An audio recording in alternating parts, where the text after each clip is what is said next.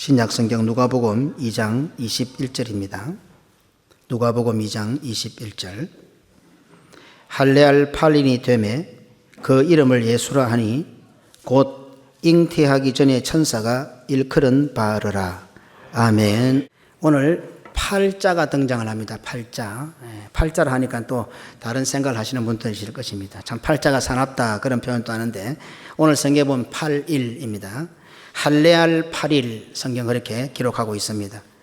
천지 창조를 완성하신 하나님께서는 7일에 일곱째 날에 안식하셨습니다. 창세기 2장 2절입니다. 하나님이 그가 하시던 일을 일곱째 날에 마치시니 그가 하시던 모든 일을 일곱째 날에 안식하시니라. 아멘. 하나님께서 안식하셨다는 말씀은 무슨 뜻입니까? 선악과를 따먹고 죽게 될 우리를 구원하실 계획과 섭리가 완성되었다는 뜻입니다. 구약의 모든 말씀은 예수 그리스도에게서 완성이 됩니다. 그리고 완성된 그 하나님의 말씀이 신약으로 발전하게 되고 적용이 됩니다. 하나님께서 우리의 구원을 위하여 창조를 완성하시고 안식하신 날 일곱째 날은 1차적으로 아브라함에게 와서 8일로 완성이 됩니다. 성경은 계속해서 완성이 되어 갑니다. 성경의 모든 사람, 모든 사건, 모든 기록은 결국에 예수 그리스도에게 와서 완성이 되고 완성된 그 사건이 오늘날 그의 몸된 교회에 적용되고 교회로 해서 그리스도의 장성한 분량에게 자라가는 데까지 발전을 하게 됩니다. 창세기 17장 9절로 14절입니다. 한 절씩 교독해 보겠습니다. 하나님이 또 아브라함에게 이르시되 그런즉 너는 내 언약을 지키고 내 후손도 대대로 지키라.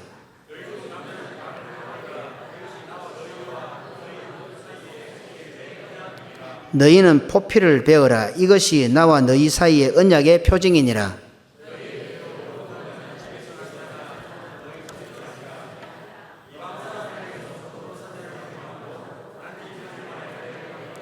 너희 집에서 난 자든지 너희 돈으로 산 자든지 할례를 받아야 하리니 이에 내 언약이 너희 살에 있어 영원한 언약이 되려니와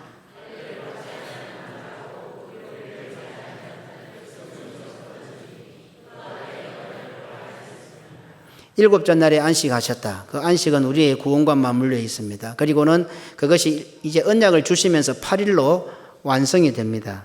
할례할 8일입니다. 할례는 하나님의 언약이 내 몸에 있다는 증거요 표식입니다. 내 몸에 할례의 표시가 없으면 하나님의 언약이 없다는 뜻입니다. 자기 몸에 할례의 표시가 있습니까?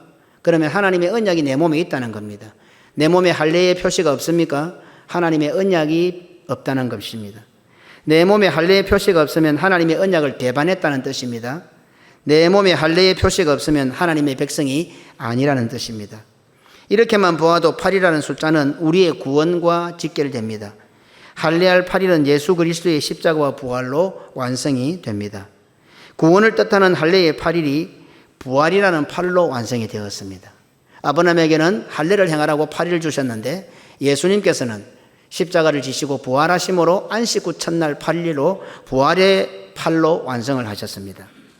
사복음서에는 전부 안식 후 첫날, 일곱째 날 후 여덟째 날 8에 대한 기록을 하고 있습니다. 마태복음 28장 1절입니다. 안식일이 다 지나고 안식 후 첫날이 되려는 새벽에 막달라 마리아와 다른 마리아가 무덤을 보려고 갔더니 아멘. 마가복음 16장 2절입니다. 안식 후 첫날 매우 일찍이 해 돋을 때에 그 무덤으로 가며 아멘. 누가복음 24장 1절입니다. 안식 후 첫날 새벽에 이 여자들이 그 준비한 향품을 가지고 무덤에 갔어. 아멘. 요한복음 20장 1절입니다. 안식 후 첫날 일찍이 아직 어두울 때에 막달라 마리아가 무덤에 와서 돌이 무덤에서 옮겨진 것을 보고 안식 후 첫날은 예수님께서 부활하신 날입니다. 일곱째 날 하나님께서 안식하신 일곱째 날 후 첫날에 예수님께서 부활하셨습니다. 그러니 안식일이 부활의 날로 완성이 되었습니다. 창조하실 때 계획하셨던 구원이 예수님의 부활로 완성이 되었다는 말입니다. 오늘 우리는 바로 그 안식 후 첫날 부활의 날을 주일로 지키고 있습니다. 이렇게 볼 때 주일을 지킨다는 것은 하나님의 안식을 누린다는 뜻입니다. 주일을 지킨다는 것은 하나님의 안식이 완성된 부활에 참여한다는 뜻이 됩니다. 사복음서는 한결같이 부활에 참여하는 방법을 말씀하고 있습니다. 마태복음에는 무덤을 보려고, 마가복음에는 그 무덤에 가며, 누가복음에는 무덤에 갔어, 요한복음에는 무덤에 왔어, 돌이 무덤에서 옮겨진 것을 보고, 마태, 마가, 누가, 요한에서는 안식 후 첫날에 대해서 기록을 하면서 무덤을 보려고 무덤에 가서, 무덤에 가며 무덤에 와서 돌이 무덤에서 옮겨진 것을 보고 따로 기록을 하고 있는데, 마치 한 문장 같습니다. 그 부분만 딱 옮겨 붙이면 무덤을 보려고 그 무덤으로 가며, 그리고 무덤에 갔어, 그리고 무덤에 와서 돌이 옮겨진 것. 마치 마태, 마가, 누가복음에 안식 후 첫날 부활의 날에 대한 그 장면을 본 여인들이 한 행동을 떼와 붙여보니까 마치 한 문장 같아 이 말입니다. 주일은 어떤 날입니까? 무덤을 보는 날입니다. 주일은 어떤 날입니까? 그 무덤으로 가는 날입니다. 아무 무덤이 아니고 그 무덤입니다. 그리고 주일은 무덤에 도착하는 날입니다. 그리고 주일은 무덤에 와서 돌이 옮겨진 것을 보는 날입니다. 죽음이 선행이 되죠. 죽음이 선행되니 무덤으로 가니 부활의 역사를 체험하는 겁니다. 그런데 우리가 그렇게 무덤으로 달려간다고 하더라도, 가서 본다고 하더라도, 돌이 옮겨진 거 본다 하더라도 우리의 노력으로는 부활하신 주님을 만날 수 없습니다. 물론 그 여인들은 노력을 했습니다. 최선을 다했습니다. 아침 일찍이 준비해서 향품을 준비해서 달려갔습니다. 그러나 그들이 그렇게 달려간다고 해서 주님을 만나는 것은 아닙니다. 요한복음 6장 19절입니다. 이날 곧 안식 후 첫날 저녁 때에 제자들이 유대인들을 두려워하여 모인 곳에 문들을 닫았더니 예수께서 오사 가운데 서서 이르시되 너희에게 평강이 있을지어다. 아멘. 예수님께서 찾아오셔야 예수님을 만날 수가 있습니다. 안식 후 첫날 주일은 예수님께서 우리를 찾아오시는 날입니다. 비록 우리가 불신과 두려움으로 문들을 닫아 두었다고 해도 예수님께서는 그 문을 통과하여 우리 가운데로 들어오시는 날입니다. 오늘 우리가 그 여인들처럼 무덤으로 달려왔습니다. 그렇지만 우리는 원망과 불신앙으로 문들을 굳게 닫아둡니다. 자기와 세상의 들어옴으로 문들을 굳게 닫아두었습니다. 그런데도 주님은 그와 상관없이 그 문을 통과하여 우리 가운데 오셨습니다. 그날이 바로 주일입니다. 우리의 의심과 원망과 불신의 문들을 통과하여 내 가운데로 오신 예수님께서는 우리에게, 나에게 평강을 선언하십니다.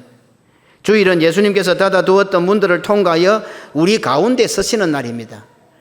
구원은 개인적인 것인데도 불구하고 계속해서 주님이 찾아오실 때는 어떤 개인을 찾아가는 것보다도 우리를 찾아가십니다. 제자들을 찾아가십니다. 오늘 교회로 모인 우리를 찾아오시는 거예요. 우리 가운데. 나는 뭐 교회 안 와도 혼자 예배 잘 드린다. 성경의 정신은 그렇지 않습니다. 그리스도의 몸된 교회로 모일 때에, 그 장소에서, 그곳에서, 그 무덤에 있을 때에, 제자들이 함께 모여 있을 때에 주님은 문을 통과하여 그 가운데 서시고 그곳에서 평강을 선언하십니다. 할례할 8일은 안식 후 첫날로 완성이 되었습니다.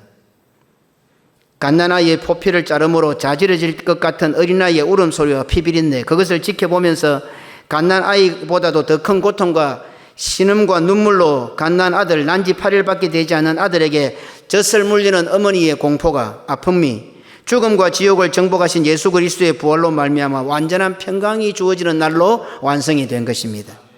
갓난아이의 부드러운 살을 도려내는 고통과 아픔, 신음과 울음, 피비린내가 진동하는 할례가 부활로 완성이 되었습니다.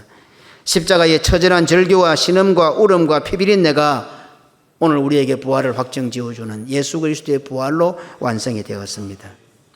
구약에서는 그와 같은 고통과 피비린내가 나는 할례를 8일 만에 주셨지만 오늘 신약에 와서는 십자가의 완전한 할례를 통하여 부활의 8일로 완성이 된 것입니다. 부활의 평강을 누리는 날이 바로 지금 우리가 지키고 있는 주일이고 지금 이 시간입니다. 성경은 바로 그날에 할례할 8일에 됨에 그 이름을 예수라 했다고 기록하고 있습니다. 누가복음 2장 21절입니다. 할례할 8일이 됨에 그 이름을 예수라 하니. 사실은 천사가 이미 예수님의 수태를 고지할 때에 이름을 예수라라고 가르쳐 주었습니다. 이름이 이미 있습니다. 예수님은 태어나기 전부터 이름을 가지고 태어나셨습니다. 마태복음 1장 21절입니다. 아들을 낳으리니 이름을 예수라 하라. 이는 그가 자기 백성을 그들의 죄에서 구원할 자이심이라 하니라. 아멘. 그죠? 이름이 이미 있습니다. 천사가 알려주었습니다. 하나님께서 알려주었습니다. 태어나기도 전에 이름을 가지고 태어났습니다. 그런데도 성경은 무엇이라고 기록합니까? 할례할 8일이 되어서 예수라 이름을 부른 것입니다. 지금 나는 어떤 이름을 가지고 있습니까? 내가 좋아하는 이름, 나를 나타내는 이름으로 불리고 있지는 않습니까? 아니면 천사가 고지해 준 이름, 하나님께서 명을 주시면서 새롭게 불러주신 이름으로 불리고 있습니까? 나는 지금 어떤 이름으로 불리고 있습니까? 내 주변의 사람들이 내가 세상에 나가서 나를 부를 때 어떻게 부르는 것 같습니까? 할례할 8일이 되어야 성도라는 이름이 불려진다는 것을 하나님께서 성도라고 불러주신다는 뜻입니다. 주일을 지킬 때에 할례할 8일이죠. 안식 후 첫날이죠. 예수님께서 부활한 날이죠. 오늘 우리가 드리고 있는 이 주일이죠. 주일을 지킬 때에 비로소 하나님께서는 우리의 이름을 불러주신다 이 뜻입니다. 이미 이름을 가지고 있지만 주일을 지키지 않는 자는 이름을 불러주시지 않습니다. 예수라는 이름도 태어나기 전부터 가지고 있었습니다. 우리도 어쩌면 성도라는 이름, 예수쟁이라는 이름들이 있습니다. 목사, 장로, 집사, 권사 많은 성도들이 이름이 있지만 주일을 지키지 않을 때는 하나님께서 그 이름을 불러주지 않습니다. 나의 이름이 어디에서 제일 많이 불려지고 있는 것 같습니까? 세상에 하나밖에 없는 나에게 붙은 나를 표시하는 이름 석자 내 이름이 어디서 제일 많이 불려지고 있습니까? 누가 나의 이름을 불러주고 있습니까? 교회에서 자신의 이름이 사라진 지가 오래된 것 같지 않습니까? 어디에서 나의 이름을 불러주어야 할 것 같습니까? 누가 나의 이름을 불러줘야 할 것 같습니까? 교회에서 내 이름이 어떻게 불려지고 있습니까? 목회자의 입에서 내 이름이 얼마나 불려지고 있습니까? 온전한 예배를 드리지 않는 자는 이름이 불려지지 않습니다. 온전한 주의를 지키지 않는 자는 결코 이름이 불려지지가 않습니다. 할례할 8일이 지나 예수라 이름하였더라. 우리끼리 불러줄 수도 있겠지요. 그러나 그냥 그거는 그냥 부르는 것에 불과합니다. 하나님께서 불러주시지 않습니다. 온전한 주의를 지키지 않고 온전한 예배를 드리지 않는 자, 할례할 8일 예수께서 부활하신 부활의 날을 지키지 않는 자는 하나님께서 이름을 불러주시지 않고 교회가 이름을 불러주지 않고 목회자가 이름을 불러주지 않습니다. 혹시 하나님께서만 나를 알아주시고 내 이름 불러주시면 된다고 나의 이름을 불러주지 않아도 된다고 착각하며 스스로를 위로하시는 분 없습니까?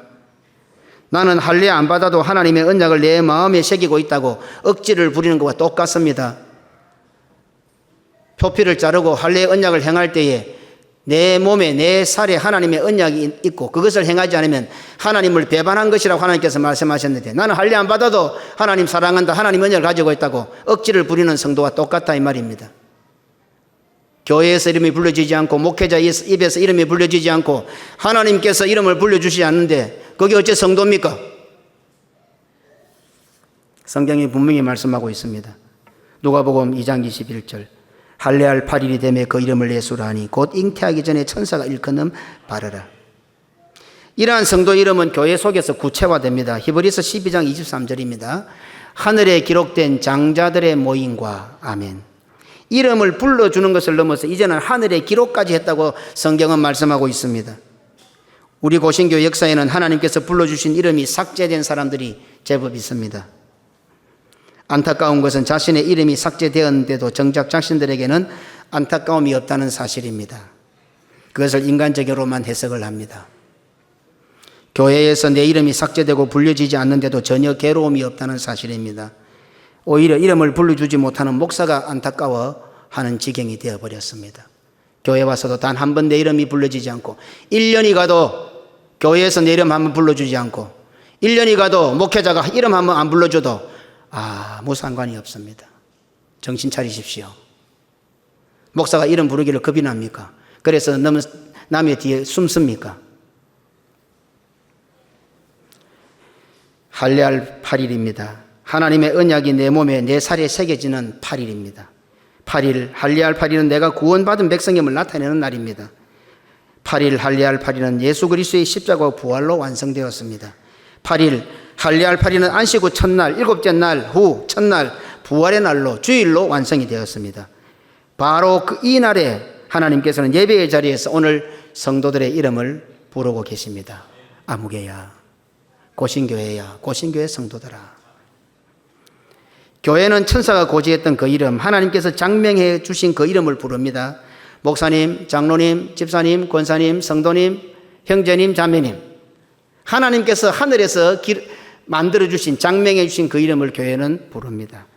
오늘 주의 몸된 지체된 성도들이 식사를 하고 서로 교제하면서 세상이 만들어준 이름 말고 하나님께서 주신 그 이름을 부르게 됩니다.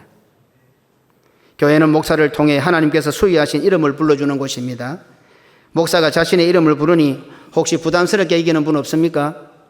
저는 간혹 우리 권사님들 이름을 잘 불러줍니다. 그러면 권사님들 대부분이 세상에 어디 가면 내 이름 불러주겠노 하면서 좋아하십니다. 어떻습니까? 목사가 자기 이름을 불러준 지 오래된 거 안 같습니까? 혹시라도 부를까 싶어 도망 다니는 분들도 있지요. 기가 찬 노릇입니다. 예, 평생 안 불러주겠습니다. 걱정하지 마세요. 제가 알아서 안 불러줄게요. 목사의 입에서 자신의 이름이 사라지지 않도록 노력하십시오. 그게 신앙인입니다. 그게 신앙인이에요. 믿음이 무엇으로 표시가 납니까? 교회 오면 목사가 어쨌든 찾고 없으면 불안해하고 이름 부르고 어디 갔노? 없노? 불러야죠. 1년 내도록 한 번도 안 나와도 찾도 안 하는 사람, 뻔히 보고도 지나가는 사람 어떻게 되겠어요? 자기가 목사를 피한다고 생각하지 마세요. 내가 피할 날이 올 겁니다. 이제 목사가 안달을 내는 날이 언젠가는 사라질 수 있기 때문입니다. 주의를 지키지 않는 자는 이름이 삭제됩니다. 예배를 드리지 않는 자는 이름이 삭제됩니다. 겉으로는 주의를 지키는 것 같고 겉으로는 예배를 드리는 것 같습니다. 사람은 그 중심을 알기가 쉽지 않습니다. 하지만 하나님께서는 그 중심을 다 알고 계십니다. 심히 교만한 말이 어디서 나오는지 하나님께서는 다 아십니다. 오만한 말이 어디서 나오는지 하나님께서는 다 아십니다. 아무리 가문 이슬로 속인다 하더라도 하나님은 그 심히 교만한 말, 오만한 말이 어디서 나오는지 하나님은 다 아십니다. 그런 자의 행동을 하나님은, 사람은 잘 몰라도 하나님께서는 달아보신다고, 달아서 보신다고 하셨습니다. 사무엘상 2장 3절입니다. 심히 교만한 말을 다시 하지 말 것이며 오만한 말을 너희 입에서 내지 말지어다. 여호와는 지식의 하나님이시라 행동을 달아보시느니라. 목사는 잘 모를 수 있습니다. 사람들은 잘 모를 수 있습니다. 잘 속습니다. 저같이 팔랑귀를 속이기는 참 쉽습니다. 하나님은 보십니다. 심히 오만한 말, 교만한 말을 하나님은 다 알고 계십니다. 행동을 달아서 친히 보신다고 했습니다. 문제는 무엇입니까? 허망한 사람들이 잘 사는 것 같습니다. 하나님께서 약속하신 그 약속의 땅을 버리고 저 물이 흘러넘치는 초원 땅, 헐몬산 밑으로 도망간, 하나님의 명령을 어기고 약속된 땅을 버리고 도망간 그 단지파 사람들이 잘 사는 것 같아요. 에서의 후손 에돔 족속이 높은 땅을 차지하고 천하를 호령하면서 잘 사는 것 같아요. 말씀을 지키며 살아가는 자들이 미렁이 곰탱이 같고 바보 같아요. 허망한 사람이 행하는 악한 일들이 잘 되는 것 같을 때에 믿음의 성도들이 상처를 받는 것 같아요. 오늘 분명히 하시기 바랍니다. 허망한 사람이 악한 일을 하는데도 하나님께서는 마치 무감각하게 상관하지 않는 것 같이 보일 때가 있습니다. 그래서 허망한 일을 하는 자신도 그 사람 곁에 있는 주변의 사람들도 잘하는 것으로 착각합니다. 욥기서 11장 11절입니다. 하나님은 허망한 사람을 아시나니 악한 일을 상관하지 않으시는 듯하나 다 보시느니라. 아멘. 하나님이 그냥 버려두시는 것 같아요. 하나님께서 상관 안 하는 것 같아요. 네 마음대로 해라 하는 것 같던데 어떻게 해요? 하나님은 다 보시느니라. 악한 일을 행하는 허망한 사람을 상관하지 않으시는 것이 바로 하나님의 가장 무서운 심판이라는 것을 잊지 마시기 바랍니다. 내 멋대로 사십니까? 내 멋대로 살아도 건강합니까? 내 하고 싶은 대로도 뭐 별 어려움이 없습니까? 문제가 안 생깁니까? 하나님의 가장 무서운 심판이 임하고 있습니다. 잘못될 때 아파야 됩니다. 잘못될 때 문제가 터져야 됩니다. 잘못될 때 힘들어야 됩니다. 그래야 하나님께로 돌아올 수 있습니다. 그런데 잘못하는데도 내 마음대로 하는데도 문제가 없습니다. 승승장구합니다. 잘 됩니다. 하나님께서 전혀 상관하지 않으시는 것 같습니다. 무서운 심판입니다. 결과는 무엇이냐? 하나님께서 다 보고 계십니다. 한 주간 살면서 마음대로 사지 마세요. 하나님께서 다 보고 계십니다. 그냥 놔두는 것 같습니다. 하나님께서 상관 안 하시는 것 같습니다. 하나님께서 보고 듣고 계시는 사실을 잊어서는 안 됩니다. 민수기 12장 1절로 2절입니다. 모세가 구스 여자를 취하였더니 그 구스 여자를 취하였으므로 미리암과 아론이 모세를 비방하니라. 그들이 이르되 여호와께서 모세와만 말씀하셨느냐 우리와도 말씀하지 아니하셨느냐. 여호와께서 이 말을 들으셨더라. 아멘. 하나님께서 듣고 계신 거예요. 목회하면서 가장 괴로운 장면이 바로 이 부분입니다. 목회자로서 한계를 느끼는 장면도 바로 이 부분입니다. 목사니까 언제나 늘 힘있고 좋은 것 같지요. 목사도요, 참 힘듭니다. 그래서 후배들이 번아웃이 돼서 찾아옵니다. 괴로워서 목사님 목회를 그만두면 좋겠습니다. 사람이니까. 그래서 제가 그런 말을 합니다. 항상 3년, 7년 주기로 번아웃이 온다. 목사는. 참 그때가 위기다. 목회를 잘못해서 괴로운 것도 있지만요. 제일 힘든 게 뭔가 하면 해도 안 될 것 같을 때가 제일 힘듭니다. 야, 내 인생 청춘을 다 바쳐서 이렇게 하는데도 성도들이 안 변하는 거예요. 교회가 발전하지 않는 거예요. 성도들이 목사 이제 잘못해서 괴로운 것보다도요. 목사가 해도 안 될 것 같아요. 우리 부모들 보세요. 자식들이 언질 때 마음이 아픕니까? 못해서. 예, 그것도 마음이 아픈. 그러나 모든 걸 다 희생하고 투자하고 자식을 위해서 기도하는데도 안 바뀌잖아요. 그럴 때 어떻게 해요? 부모가 안 힘들어요? 목회에 있어서 가장 힘들 때가 도무지 안 될 것 같아 싶을 때입니다. 어르고 달래고 야단치고 칭찬하고 겁주고 협박하고 오만 짓을 다 해봅니다. 좀부터 어떤 코미디언 같아. 울리고 웃기고 뭘 했다가 웃기고 오만 짓을 다 해보다가 안 되면 결국 어디서 너는 안 되겠다 싶을 때가 옵니다. 그때 목회자에게는 가장 힘이 빠지고 자괴감을 느낍니다. 아, 내 능력이 이것밖에 안 되는구나. 스스로가 된 거예요. 힘든 거예요. 그러나 문득 다 떠나고 싶어. 예, 목사가. 야, 이렇게 했는데도 누구 말 맞다나 가슴을 이런 열어가 보여주고 싶다더만 이렇게 목사의 마음을 모르는가. 그만큼 이야기했는데 그걸 못 알아듣는가. 예? 보여줄 수만 있으면 가슴을 10번에 열어서 보여주고 싶은데 보여줄 마음은 없고. 아, 당신은 해도 안 되는구나. 그때는 목사도 어딘가 떠나고 싶을 때가 있어요. 힘들어요. 목사로서의, 목회자로서의 한계를 느끼는 거죠. 그 사람이 미워서가 아니고 내가 한계가 있는 거죠. 아, 내 능력이 부족하구나. 안 되는구나. 그래서 의외로 중간에 목사님들이 목회를 자꾸 그만둬요. 생각보다. 예를 미겨서라기보다도 한계를 느끼니까. 아, 더 이상은 안 되는구나. 내가 여기까지구나. 여기까지구나. 지난 노예 때 우리 김문훈 목사님이 노회장이신데 노예에서 설교를 했습니다. 간단한 멘트였는데 그게 참 어찌 보면 목사한테 상당히 큰 충격입니다. 어떻게 말씀하셨는가 하면 똥개를 아무리 훈련시켜도 진돗개가 되나? 웃기는 웃었는데 사람들이 확 웃는데 그래도 우리 교단에서는 제일 큰 교회를 목회하는 목사님 아닙니까?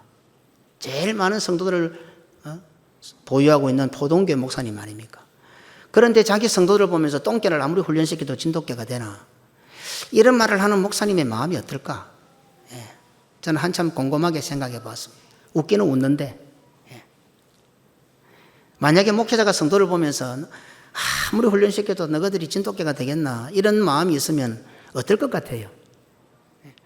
목사 자신이 안 서글프겠어요? 악인이 와서 의인이 되고 막 바뀌고 달라지고 막 부정이고 불평이고 비판하는 자가 와서 긍정적으로 바뀌고 즐겁게 바뀌고 교회 와서 행복하고 막 주에 일하는데 막 이렇게 바뀌는 모습을 봐야 성취감도 있고 재미가 있는데 한평생을 같이 사는데도 이런 마음 불러주기가 싫고 저 인간은 저거밖에 안 된다. 끝까지 딱 그렇게 마음이 주어지면은 그렇게 생각하는 목사는 편하겠어요? 힘든 거예요. 그럴 때 목사한테도 번아웃이 오는 거예요. 목회자로서 목사로서 이것보다 괴롭고 힘든 순간이 어디 있겠습니까? 아무리 똥개라도 사람은 안 되지만 성령 역사로 진돗개도 만들고 막 이래 돼야 되는데 사탄의 자식이었는데 하나님의 아들과 딸로 만들었는데 뭐가 안 되겠어요? 세상은 족보를 따라서 똥개가 진돗개가 안 되지만 하나님의 나라는 똥개 같은 것들 아니라 더 병신 같은 그런 개가 들어와도 하나님의 사람이 된다고 그렇게 큰 소리 치고 믿음을 가져야 되는데 그게 안 된다, 그게 안 된다 하는 꼬라지를 보니까 안 되는 거라. 아무리 해도 똥개 이상은 안 되길 것 같은 게. 그래서 어떻게 합니까? 입을 닫습니다. 목사가 입을 닫습니다. 다시는 그 사람의 이름을 부르지 않습니다. 한번 자기를 돌아보십시오.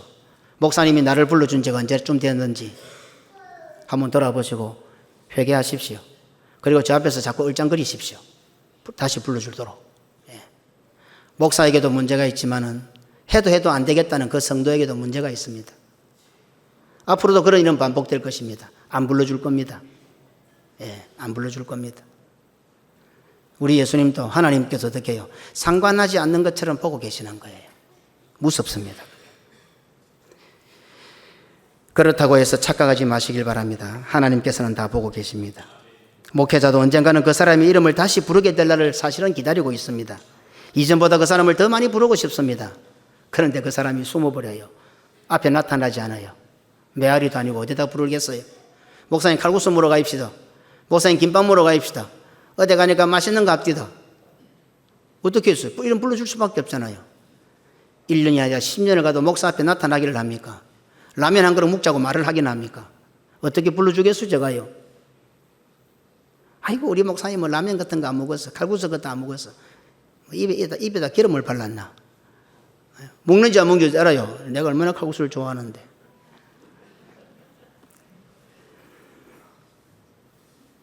하지만 그 사람이 무슨 짓을 하든 이제는 상관하지 않습니다. 교회를 오든 와도 안 반갑고 안 와도 안타깝지 않습니다. 더 가슴 아픈 사실은 그 사람에 대해서 그렇게 기대감이 없어집니다. 그래도 애가 씨갖고 막 고함치고 막 설교하면서 그 사람 바라보면서 막 주디지 받고 막 말씀 좀 들어라, 아멘 좀 해라 해서다가 니는 안 되는구나. 아예 기대하지 않습니다. 말씀을 한번 맺어보겠습니다. 할례할 8일입니다. 하나님의 언약을 내 몸에 새기는 날입니다. 구원받은 백성임을 입증하는 날입니다. 예수님의 부활에 참여하는 날입니다. 하나님께서 예배 시간을 통해 내 이름을 불러주시는 날입니다. 교회와 성도들이 주의를 지키는 내 이름을 불러주는 날입니다. 하나님께서 주신 사명의 이름을 목회자가 불러주는 날입니다. 안식의 7째 날이 완성된 날입니다. 그러니 당연히 평강의 은혜가 주어지는 날입니다. 하나님께서 모든 창조를 마치고 7째 날에 쉬셨다 안식하셨다 했잖아요. 안식이 완성이 되었으니 예수님께서 부활하셔서 제자들에게 찾아와서 너희들에게 평강이 있을지어다. 주일에는 성도들이 무조건 평강을 누려야 됩니다. 예, 걱정이 많지요. 염려가 많지요. 그러나 주일은 무조건 은혜가 넘치고 평강하고 행복해야 됩니다. 그것도 사명입니다. 행복 안 할 일들이 너무 많잖아요. 그렇지만 믿음을 가지고 하나님 선언하십시오. 예수 그리스도의 부활에 참여해 오늘 나는 평강을 누립니다. 나는 행복합니다. 이렇게 선포하라고요. 마귀가 와가지고 니는 불행하다. 니 같은 건 누가 알아주나 막 쑤시고도 아니다. 나는 주님께서 나에게 평강을 선언하셨기 때문에 나는 평강을 누리고 나는 진짜 행복하다. 이렇게 선포하라 이 말이에요. 인상을 찌그리고 앉아가지고 주일날 또 뭘 못 얻어먹은 사람처럼. 주의를 지키지 않으면 이름이 불려지지 않습니다. 주의를 지키지 않으면 이름이 삭제됩니다. 온전한 예배를 드리지 않는 사람은 이름이 불려지지 않습니다. 온전한 예배를 드리지 않으면 이름이 삭제됩니다. 온전한 주의를 지키고 참된 예배를 드리는 자는 하나님께서 그 이름을 불러주십니다. 오늘 하나님께서 우리가 침묵하지 않았어요. 우리가 다 입을 다물고 침묵했지만 우리 주일마다 하나님께서 우리의 이름을, 고신교회 이름을 또 더 세부적으로 각 나의 이름을 불러주는 그런 성도들이 되시길 주님의 이름으로 축원합니다. 온전한 주의를 지키고 참된 예배를 드리는 자는 교회와 성도들이 그 이름을 불러줍니다. 교회 와서 성도들이 자꾸 부르는 사람이 좀 됐어요. 장로님 막 귀찮을 정도로 니는 내만 부르노 이게 아니고 장로님 막 장로님 나타나면 막 아이고 머리 아프다고 저 도망가는 그런 장로가 되지 말고 막 성도들이 찾아와서 장로님 집사님 권사님 선생님 주일날 성도들이 내 이름 얼마나 불러주고 있어요. 내 이름 부르는 게 거북한 사람은 아닙니까? 온전한 주의를 지키고 참된 예배를 드리는 자는 그의 이름을 하늘의 장자로 하나님께서 족보에 기록해 주십니다. 이름만 불러주는 것이 아니라 하늘의 장자의 총회에 장자의 족보에다 탁 장자로 큰아들로 너는 내 큰아들이다. 우리 교회는 세계를 교우하여 선교하는 사명을 받은 고신교회입니다. 그러면 어떻게 되겠습니까? 선교하는 사명이 있을 때마다 목사가 여기서 이리 터지고 저기 터지고 오늘 아침조차도 다른 나라에서 선교사들이 문자가 들어옵니다. 무슨 말입니까? 어렵다는 겁니다. 힘들다는 겁니다. 도와달라는 겁니다. 우리도 한 짐인데 힘들어 죽겠는데 지금 분리개척하고 또 교회 진다 그 말이 무슨 말입니까? 또 교회 지달라는 그 말 아닙니까? 잠발레에서 가니까 이번에 이제 교회가 10개가 되었어요. 잠발레에서 그 자체적으로 시차례 같은 게 이제 회가 결성이 되어서 자기들이 운영을 잘하고 있어요. 자기들이 기도 제목이 목사님 우리 이제 이 잠발레스에 20개 교회가 되도록 기도하고 있다는 거예요. 허파 디비는 소리를 하고 있는 거죠, 저한테. 벌써 한 교회는 지금 다른 지역에 산속에 지금 자기들이 모여가지고 예배를 드리고 있대요. 무슨 말입니까? 교회 지어달란 말입니다. 힘들어 죽겠어요. 제가 선교에서 단 한 번도 약속을 안 하고 옵니다. 부도수표가 될까 싶어서. 그런데 결국은 그렇게 듣고 오는 거는 또 다 되더라고요. 힘들어요. 그러면 그 말을 제가 어디 가서 합니까? 여기 와서 강단에서 해야지. 잠발레에서도 교회 지어야 된다. 일요일도 교회 지어야 된다. 지금 네팔에도 교회 짓고 있습니다. 지금 통영시민교회 김영일 목사님 교회 권사님이 헌금을 해가지고 제가 언제 해야 된다고 난리를 지기니까 김 목사님이 자기 교회 가서 광고를 하니까 권사님이 있다가 목사님 저거 할게요 이래 된 거예요. 지금 교회 짓고 하나 교회 짓고 있어요. 아마 7일이나 8일 때 헌덩샤로도 가야 돼. 그제 고영교에서 우리 사진을 보고 우물을 파주는 걸 보니까 전화가 왔어요. 목사님 우리도 좀 우물 파면 안 되겠어요? 얼마 하면 됩니까? 그래서 제가 네팔에 연락해서 교회마다 우물 어려운 데 있나. 이번에 필리핀 가도 또 그래. 전부 다 그 화산지대가 되니까 물이 없는 거예요. 일로일로는 제가 물이 많이 나오는 줄 알았더만 일로일로도 지금 가뭄이 너무 심해가 물이 없는 거예요. 전부 다 물을 사먹고 있는 거예요. 물차가 와가지고. 그래서 우물 파줄 거니까 왜 우물이 없다고 이야기 안 했노? 내가 물어봤어요. 말을 해도 제가 빨리 파줄 수도 없지만은.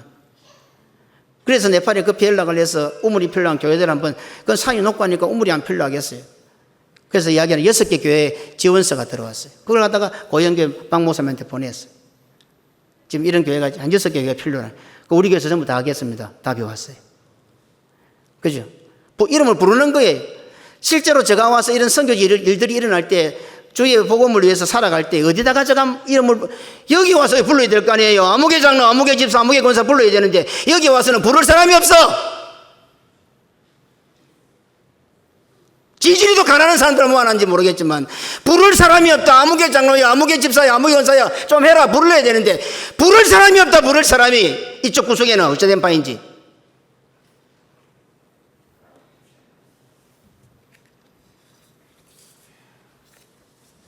잘하고 있는 성도들에게 이런 말씀을 드려서 미안합니다.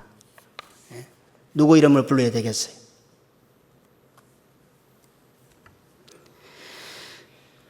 그죠? 우리 성도가 잘못한다는 건 아닌데 참 일을 하다 보면 안타까워서 그런 거예요. 막 하면 눈물겨운데 해주고 싶은데 제가 말을 이름 부를 때가 여기밖에 없는데 여기밖에 없는데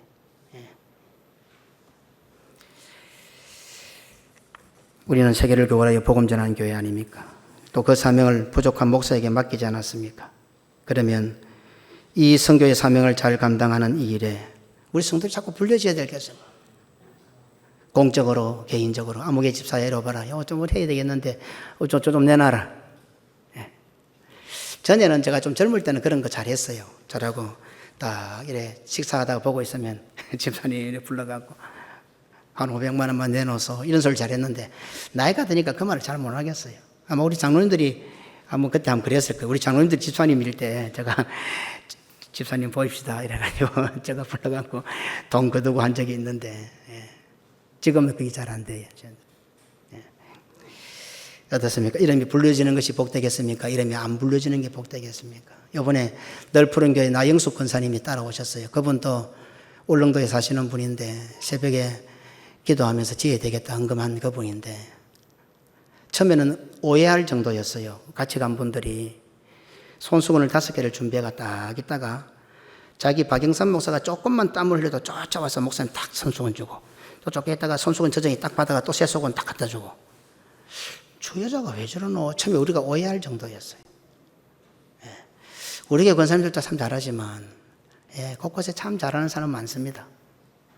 자기 교회 목사님이 복음을 전하고 성교지 와서 헌당 예배 설교할 때, 그 40도까지 올라가는 그 더위 속에 선풍기라도 올 게 있습니까? 막 통역하고, 이중 통역을 하고, 막 땀을 뻘뻘 흘리니까, 권사님이 수상수건을 다 준비해놨다가 목사님 땀 흘리게 다 갖다 주고, 저전히 또 받아가 또 새 거 갖다 주고,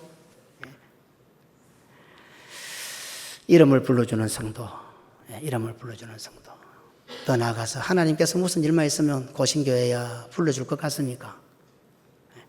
그나마 하나님께서 무슨 일만 생기면 경은아 이래 불러주시는 것 같아요. 고신교회야 하고 불러주시는 것 같아요. 예. 그렇죠? 이름이 불려져야지. 오늘 아주 쉬운 말씀이지 않습니까? 한번 자신을 돌아보고 나는 하나님께서 내 이름을 불러주고 계신가? 교회가 나 이름을 부르고 있는가? 목회자가 주의 사명을 감당할 때마다 내 이름이 제일 먼저 불려지는가? 아니면 그 이름 불리지는 걸 싫어하고 있는가? 어디서 내 이름이 불려지고 있는가? 얼마나 사실련가? 예. 평생토록 이 교회에서 주의 뜻을 이루어갈 때에 목회자 입에서 가장 이름이 많이 불려지는 성도가 되시기를 주님의 이름으로 축원합니다.